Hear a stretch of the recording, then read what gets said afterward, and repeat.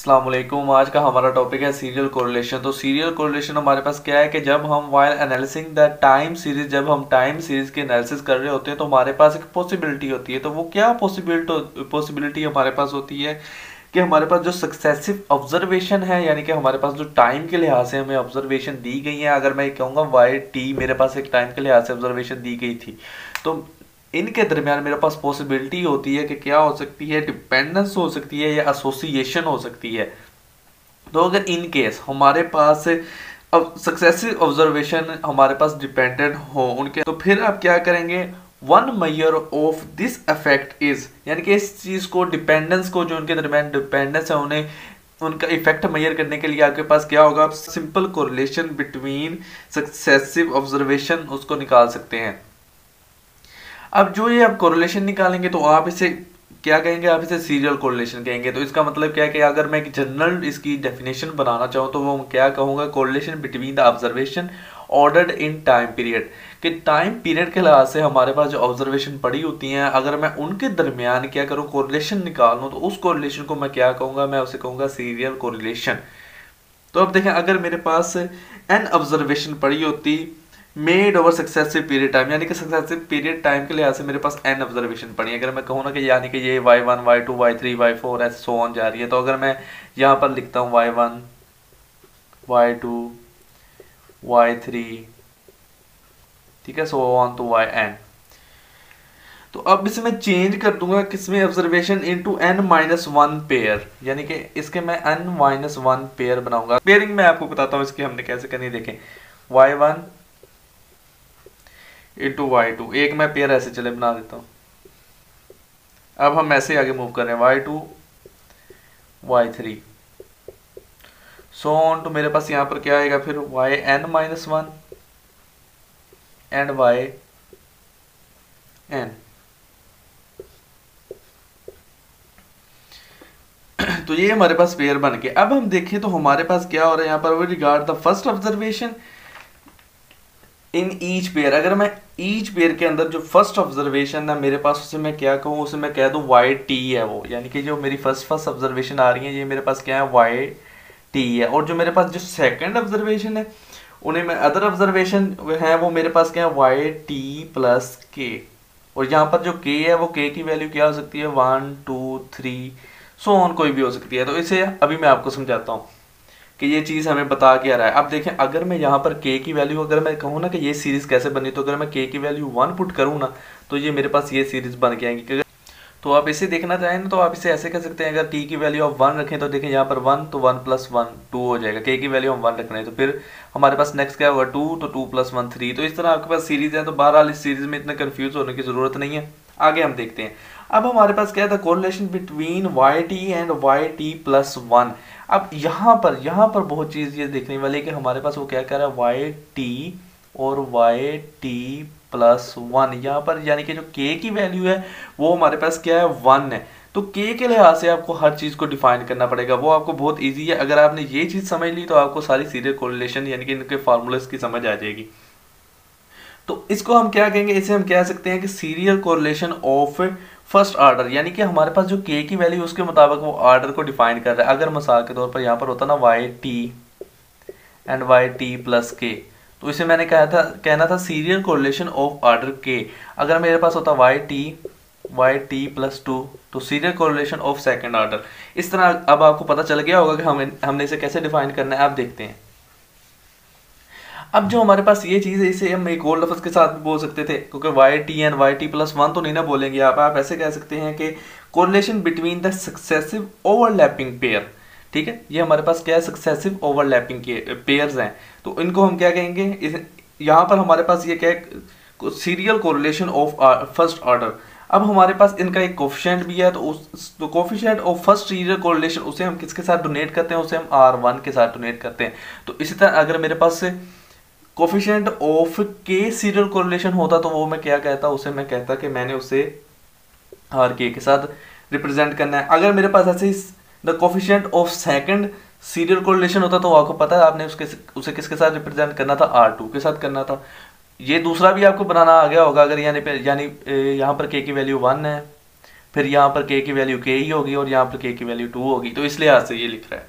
अब आपको थोड़े से फार्मूले की समझ आ गई है, तो अब हम देखते हैं वो हमें कैलकुलेट करना इसे कैसे बता रहा है, हम इसे कैसे कैलकुलेट कर सकते हैं R1 को, यानी कि serial correlation of first order. उसके लिए हमारे पास फार्मूला क्या होता है।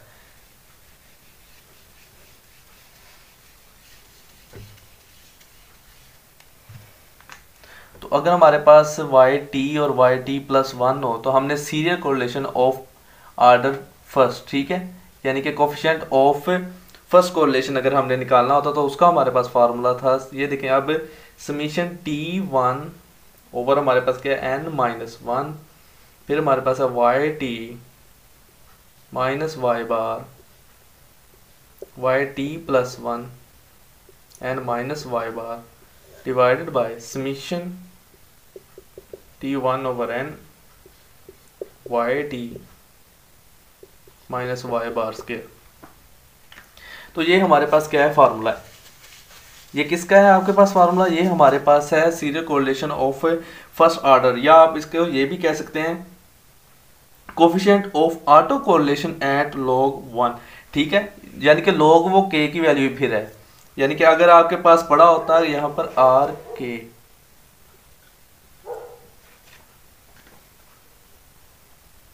अच्छा यहाँ से हमको पता चल गया था कि हमने क्या कहा है इसे सीरियल, ये हमारे पास क्या है auto correlation at log k, तो आपको यहाँ पर k के जरिए यहाँ पर पता चलेगा, यहाँ पर जो r की वैल्यू वो होगी वही यहाँ पर आपकी वैल्यू पड़ी होगी। अगर r की वैल्यू 1 है यानी कि आप फर्स्ट ऑर्डर के लिए निकाल रहे हैं, यानी कि log, अगर हमने ऑटो कोरिलेशन कहा है तो ऑटो कोरिलेशन एट log 1 है हमारे पास, तो यहाँ पर 1। अगर auto correlation of log k है तो यहाँ पर k, अगर ऑटो कोरिलेशन ऑफ log 2 है तो यहाँ पर 2। इसी तरह आप इसे क्या कह सकते थे, इसी तरह आप इसे कह सकते थे कि serial correlation of first order, serial correlation of k order, serial correlation of second order. अगर आपने इसे 2 लिखते तो सेकंड ऑर्डर हो जाना था। अब हमारे पास, यानी कि इसके जरिए आप क्वेश्चन कैसे करेंगे, आपको क्वेश्चन के जरिए कैसे पता चलेगा, तो देखें अगर मेरे पास डाटा दिया गया होता और वो मुझे कहता है कि serial correlation of first order मुझे निकाल के दो, तो मुझे क्या क्या चीज़ रिक्वायर्ड है, yt मुझे चाहिए, yt मेरे पास है, फिर मुझे y बार चाहिए, तो y बार मैं यहाँ से निकाल लूँगा,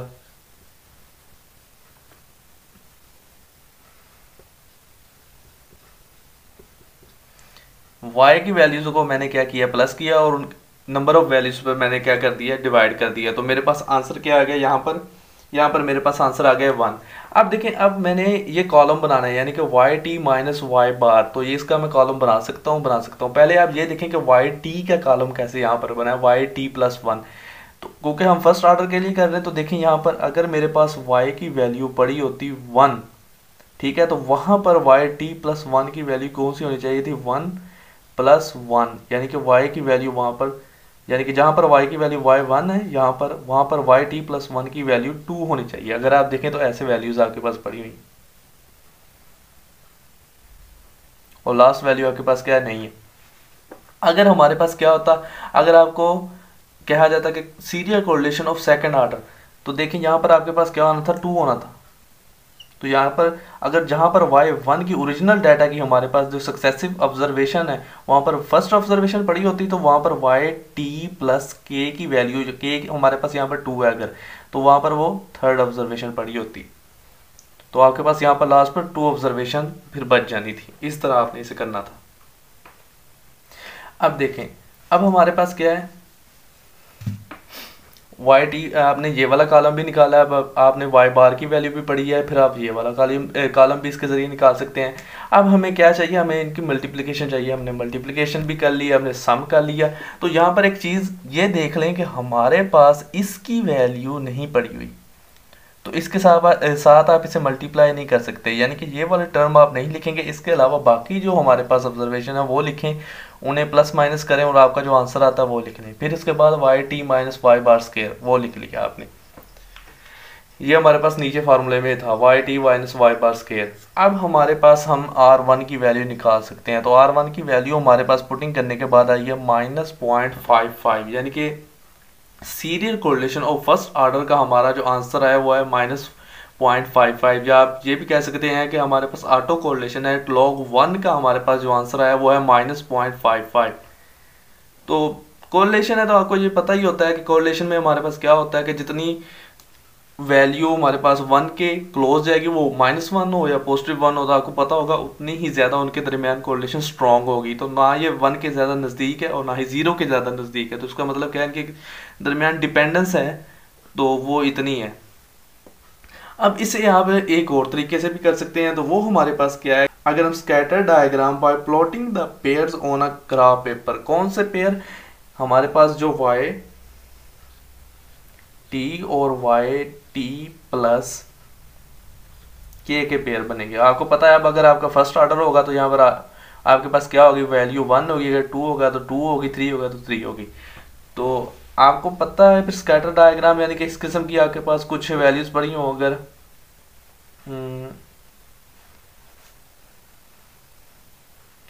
इस किस्म की अगर आपके पास कोई वैल्यूज पड़ी होती है, तो मुझे पता था यहाँ पर मेरे पास पॉजिटिव रिलेशनशिप आ रहा है, तो आपको स्कैटर डायग्राम का तो पीछे पता चल ही गया होगा रिग्रेशन वाले में, यानी कि अगर इस तरह का है तो हमारे पास क्या है, पॉजिटिव रिलेशनशिप उनके दरमियान में है।